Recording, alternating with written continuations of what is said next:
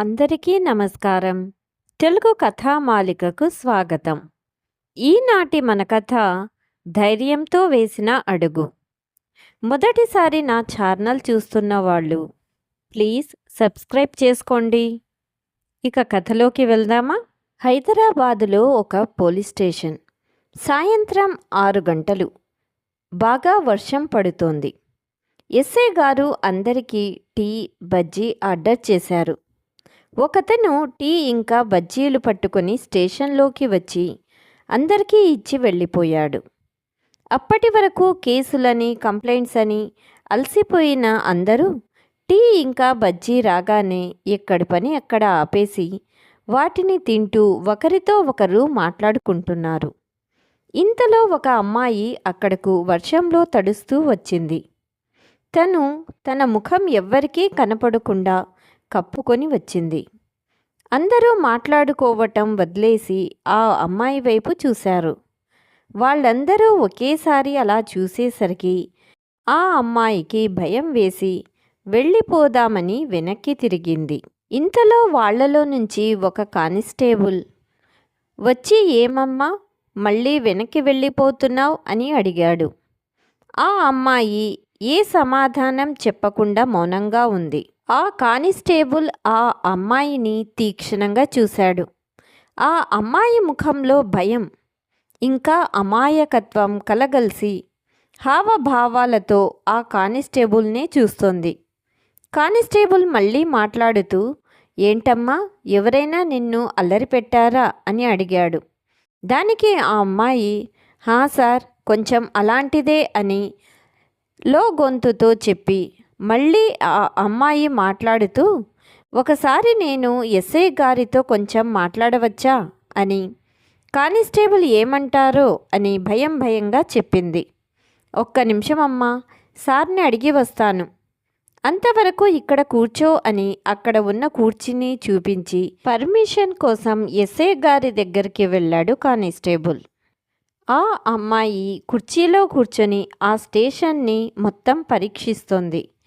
ఇంతవరకు police station పేరు తప్పించి ఎప్పుడూ వెళ్ళని తను 1 నెల నుంచి తనకి జరుగుతున్న పరిణామాలు, కారణాల వలన ఇలా ఇక్కడికి వచ్చింది.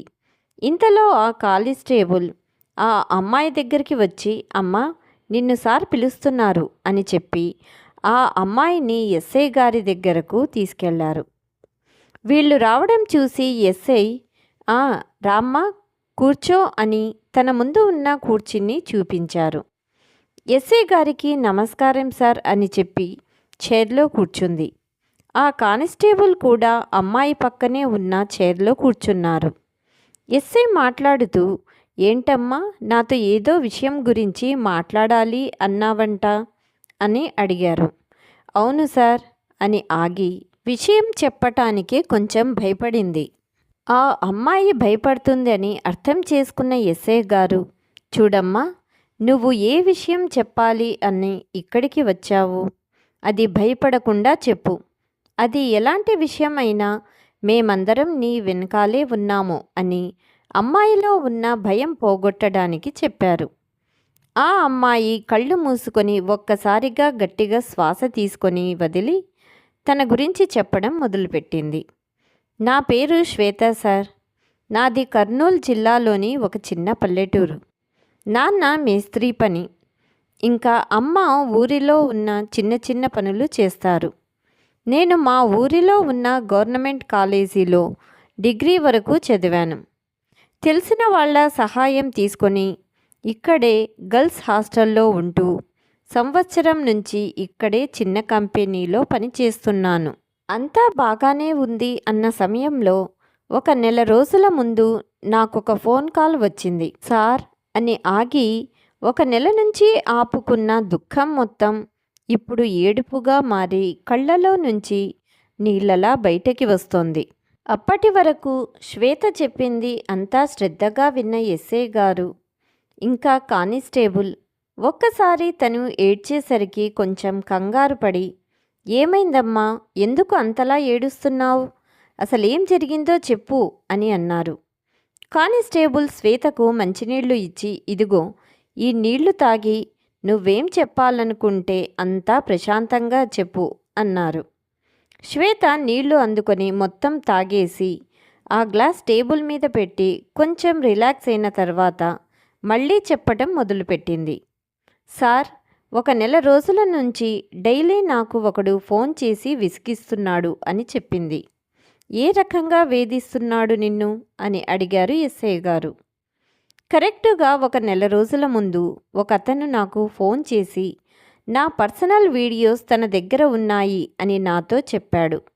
తను చెప్పినట్టు చేస్తే ఆ వీడియో నాకు ఇచ్చేస్తానని, లేకపోతే ఇంటర్నెట్లో పెడతానని చెప్పి వెంటనే కాల్ కట్ చేశాడు సార్. అతను చెప్పిన దానికి భయపడి వెంటనే తాను చేసిన నెంబర్కి కాల్ చేసినా స్విచ్ ఆఫ్ అని వచ్చింది. అలా 1 వారం రోజులు భయంగా గడిపాను. కానీ ఆ వారం రోజుల్లో నాకు తన నుంచి ఎలాంటి ఫోన్ కాల్ రాలేదు. ఇక నేను కూడా నా పనుల్లో పడి విషయాన్ని మర్చిపోయాను. మళ్ళీ 2 రోజుల తర్వాత తను నాకు ఫోన్ చేసి నేను చెప్పిన విషయం ఏం చేశావని అడిగాడు. నాకు భయం వేసి ఏమీ చెప్పకుండా ఫోన్ కట్ చేశాను. కానీ అతను మాత్రం కంటిన్యూస్గా కాల్స్ చేస్తున్నాడు. దాంతో నాకు ఇంకా భయం వేసింది. ఫోన్ స్విచ్ ఆఫ్ చేశాను. ఆ తర్వాత నేను వర్క్ చేసుకుంటుండగా నా ల్యాప్టాప్కి మెయిల్ వచ్చింది సార్. అది చెప్పి ఆపింది శ్వేత. ఏం వచ్చింది అని అడిగారు ఎస్ఐ గారు. వాడు చెప్పినట్లే నా పర్సనల్ వీడియోస్ సార్. ఆ వీడియోలు చూడగానే 1 నిమిషం నాకేమీ అర్థం కాలేదు. వెంటనే వాడికి ఫోన్ చేసి ఆ వీడియోలను డిలీట్ చేయి అని చాలా బతిమలాడాను. కానీ తను నేను చెప్పింది ఏమీ వినిపించుకోకుండా ఒకరోజు తనతో ఉంటే కానీ ఆ వీడియోస్ని డిలీట్ చేయను అని చెప్పాడు. ఇంకా ఈ విషయం పోలీసులకు కానీ ఇంకా ఎవరికైనా చెప్పినా వెంటనే ఆ వీడియోస్ని ఇంటర్నెట్లో పెడతాను అని చెప్పి బెదిరించాడు సార్ అని చెప్పడం ఆపి ఏడుస్తూనే ఉంది శ్వేత. తన మాటలు వింటున్న ఎస్ఐ ఇంకా కానిస్టేబుల్ ఇద్దరూ అలా షాక్లో ఉండిపోయారు. శ్వేత ఇంకా ఏడుస్తూ అప్పటి నుంచి స్టార్ట్ చేశాడు సార్ నన్ను వేధించడం. ఎప్పుడు పడితే అప్పుడు ఫోన్ చేసేవాడు. నేను ఫోన్ లిఫ్ట్ చేయకపోతే నా మెయిల్కి వీడియోస్ పెట్టేవాడు. వెంటనే నేను ఫోన్ చేస్తే చాలా దారుణంగా మాట్లాడేవాడు. ఒక్కోసారి నేను ఏ టైంకి ఏం చేస్తున్నానో కూడా చెప్పేవాడు సార్. ఈ ఆదివారంలోపు తన దగ్గరికి రాకపోతే ఆ వీడియోస్ అన్నీ నెట్లో పెడతానని చెప్పాడు. వాడు అంతా బెదిరించినా మీ దగ్గరికి ఎందుకు వచ్చానో తెలుసా సార్? వాడి మాటలు వింటుంటే నేను వాడు చెప్పిన దానికి ఒప్పుకొని వాడి దగ్గరికి వెళ్ళినా వాడి అవసరం తీర్చుకొని వీడియోస్ డిలీట్ చేయడని అనిపిస్తుంది. అందుకే ధైర్యం తెచ్చుకొని ఎవరికీ కనపడకుండా మీ దగ్గరికి వచ్చాను సార్. మీరు ఎలాగైనా ఈ ఆదివారంలోపు అతన్ని పట్టుకోండి సార్ అని చెప్పడం పూర్తి చేసింది శ్వేత. తన ధైర్యం చూసి కానిస్టేబుల్కి ఎస్ఐ సార్కి ముచ్చటేసింది.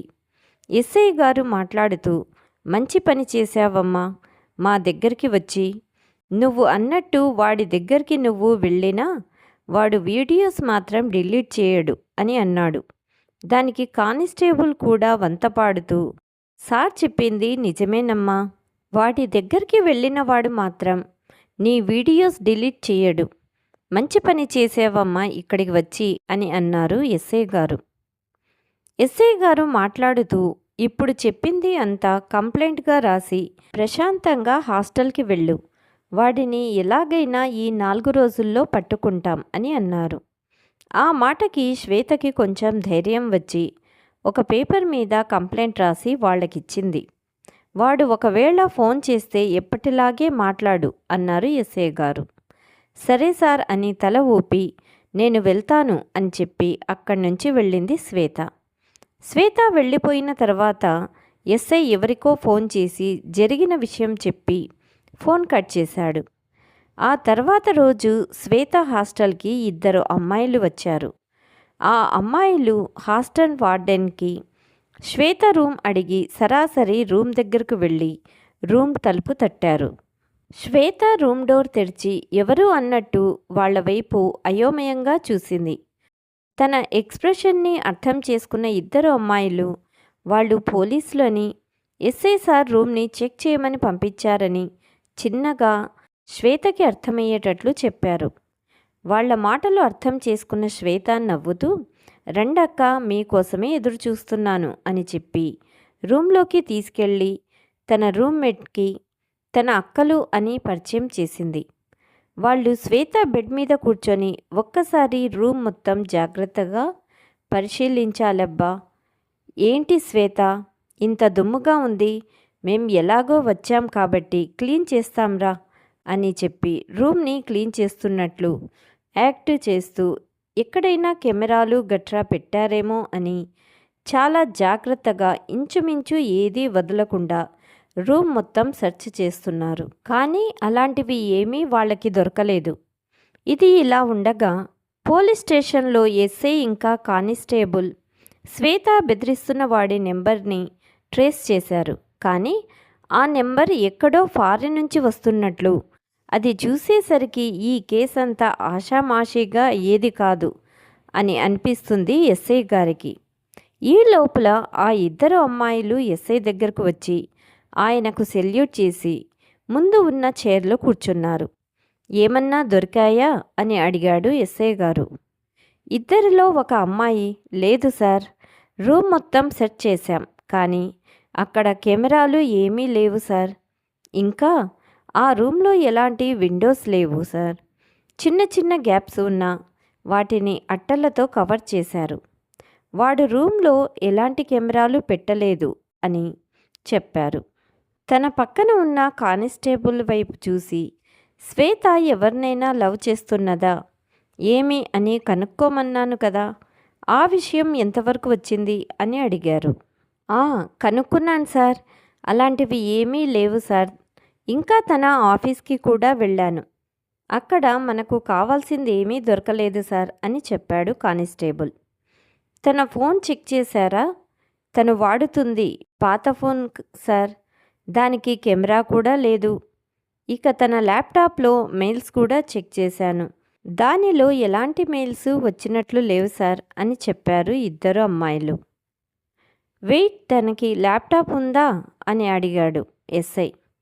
ఉంది, తను 2 రోజులు కంపెనీకి వెళ్తుంది, మిగతా 2 రోజులు హాస్టల్లోనే వర్క్ చేస్తుంది.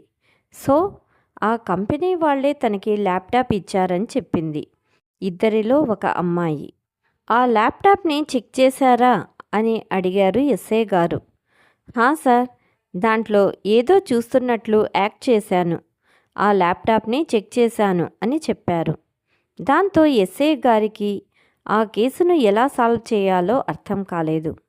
సరే, వాడు ఈరోజు కూడా ఆ అమ్మాయికి ఫోన్ చేస్తాడు, అప్పుడు వాడి కాల్స్ ట్రేస్ చేద్దాం అని అన్నారు ఎస్ఐ గారు. సరే అంటూ మిగతా వాళ్ళు తల ఊపి అక్కడి నుంచి వెళ్ళిపోయారు. ఎస్ఐ మాత్రం ఇక వేరే కేసులు ఏవీ పట్టించుకోకుండా ఈ కేసు మీదే దృష్టి పెట్టారు. వాళ్ళు అనుకున్నట్టే శ్వేత ఫోన్ని ట్రాక్ చేసి వాడు ఫోన్ చేసినప్పుడు వాడి నెంబర్ని ట్రేస్ చేశారు. కానీ అది రాంగ్గా చూపిస్తోంది. దాంతో కథ మళ్ళీ మొదటికొచ్చింది. 4 రోజుల నుండి వాడి గురించి వెతుకుతున్నారు, కానీ వాడి గురించి చిన్న క్లూ కూడా దొరకలేదు. వాడు మాత్రం రోజూ శ్వేతకు ఫోన్ చేసి తన దగ్గరకు రమ్మని వేధిస్తున్నాడు. ఇంకా ఆదివారం రావటానికి 1 రోజు మాత్రమే ఉంది. ఆ రోజు వాళ్ళు పోలీస్ స్టేషన్లో అందరికీ పెద్ద ఆఫీసర్తో వీడియో కాన్ఫరెన్స్ ఉంది. అందరూ ఆ వీడియో కాన్ఫరెన్స్కి అటెండ్ అయ్యారు. ఆ పై ఆఫీసర్ ఏదో చెప్తుంటే అందరూ జాగ్రత్తగా వాళ్ళ మాటలని వింటున్నారు, ఒక్క ఎస్ఐ తప్పించి. అతను మాత్రం శ్వేత కేసు గురించే ఆలోచిస్తున్నారు. ఇంతలో అనుకోకుండా అతని కన్ను ల్యాప్టాప్లో ఉన్న కెమెరా మీద పడింది. అలా ల్యాప్టాప్ మీద ఉన్న కెమెరాని చూస్తూ నిలబడిపోయాడు. ఇంతలో ఎస్ఐ బుర్రకి ఏదో తట్టింది. ఆ వీడియో కాన్ఫరెన్స్ అయిపోయిన తర్వాత శ్వేతకి ఫోన్ చేసి తన ల్యాప్టాప్ తీసుకుని వెంటనే స్టేషన్కి రమ్మని చెప్పి తన కాల్ కట్ చేసి ఇంకా ఎవరికో ఫోన్ చేసి తనని కూడా వెంటనే పోలీస్ స్టేషన్కి రమ్మని చెప్పారు. 1 అరగంటలో శ్వేత ల్యాప్టాప్ పట్టుకొని వచ్చింది. ఇంకో 10 నిమిషాలకి ఎస్ఐ ఫోన్ చేసిన వ్యక్తి కూడా వచ్చారు. సార్, అతను ఎవరు అంటూ వచ్చిన వ్యక్తిని చూస్తూ అడిగింది శ్వేత. ఆ మాటకు ఎస్ఐ గారు, అతను ఒక ఫేమస్ హ్యాకర్. ఒకసారి శ్వేత, నీ ల్యాప్టాప్ని సరిగ్గా చెక్ చేసి చెప్తాడు, అందుకే పిలిపించాను అని అన్నారు ఎస్ఐ గారు. శ్వేత ల్యాప్టాప్ చూడమని అతనికి ఇచ్చారు. హ్యాకర్ ఒక అరగంటలో ఆ ల్యాప్టాప్లో మొత్తం చూసి ఆ తర్వాత ఎస్ఐ వైపు చూసి, సార్, మీరు అనుకున్నట్టే ఈ ల్యాప్టాప్ని ఎవరో హ్యాక్ చేశారు అని చెప్పాడు. ఆ పని ఎవరు చేశారు, ఎలా చేశారో తెలుసుకోవచ్చా అని అడిగారు ఎస్ఐ గారు. సార్, తెలుసుకోవచ్చు. నాకు కొంచెం టైం ఇవ్వండి, నేను తెలుసుకొని చెప్తాను అని అన్నాడు అతను. ఒక 3 గంటల్లో వాడు ఎవడు, ల్యాప్టాప్ని ఎలా హ్యాక్ చేశాడో చెప్పాడు అతను. అంతే. ఆ హ్యాకర్ చెప్పిన మాటలు విని ఒక్క నిమిషం అక్కడ ఉన్న వాళ్ళంతా షాక్కి గురయ్యారు. ఆ హ్యాకర్ చెప్పిన విషయాలను, వాడి అడ్రస్ తెలుసుకొని వాడిని అరెస్ట్ చేశారు ఎస్ఐ గారు. వాటి గురించి అందరికీ చెప్పాలని ఒక ప్రెస్ మీట్ని ఏర్పాటు చేశారు. కెమెరాలన్నీ ఎస్ఐ గారి మీద, ఇంకా ఆయన పక్కన తలదించుకొని నిలబడి ఉన్న వాడి మీద ఫోకస్ అయి ఉన్నాయి. ఆ టేబుల్ మీద న్యూస్ ఛానల్ వాళ్ళ మైకులు ఉన్నాయి. వాటి ఎదురుగా ఎస్ఐ గారు మాట్లాడుతూ, ఈ మధ్య సైబర్ క్రైమ్ ఎక్కువ అవుతున్నాయి, దాని గురించి చెప్పటానికే ఈ ప్రెస్ మీట్ అరేంజ్ చేశాను అని ఎస్ఐ గారు చెప్పారు. ఇదిగో నా పక్కన నిలబడి ఉన్న ఇతని పేరు కార్తీక్. ఇతను ఒక హ్యాకర్. చిన్నతనంలోనే చెడు వ్యసనాలకు బానిస అయిపోయాడు. దానివల్ల ఆ హ్యాకింగ్ని కూడా చెడుగానే వాడాడు. వీడు కొంతమంది అమ్మాయిలకు టార్గెట్ చేసుకొని వాళ్ళ ల్యాప్టాప్ని హ్యాక్ చేసేవాడు.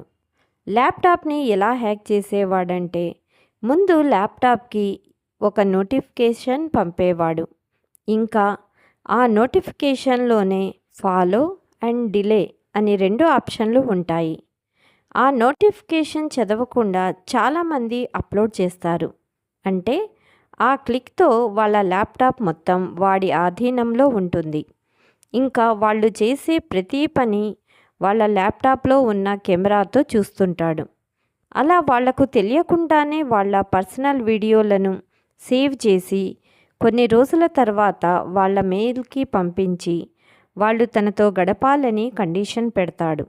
లేకపోతే ఆ వీడియోలను ఇంటర్నెట్లో పెడతానని బెదిరిస్తాడు. పాపం ఆ వీడియోస్ని ఎక్కడ పెడితే తమ పరువు, వాళ్ళ ఫ్యామిలీ పరువు పోతుందో అని భయపడి వాడు చెప్పినట్లే వాడి దగ్గరికి వెళ్ళేవారు అమాయకులు. వాడి అవసరం తీర్చుకున్న తర్వాతైనా ఆ వీడియోస్ని డిలీట్ చేస్తాడా అంటే అది లేదు. ఆ వీడియోస్ని డిలీట్ చేయకుండా నెట్లో పెట్టేవాడు.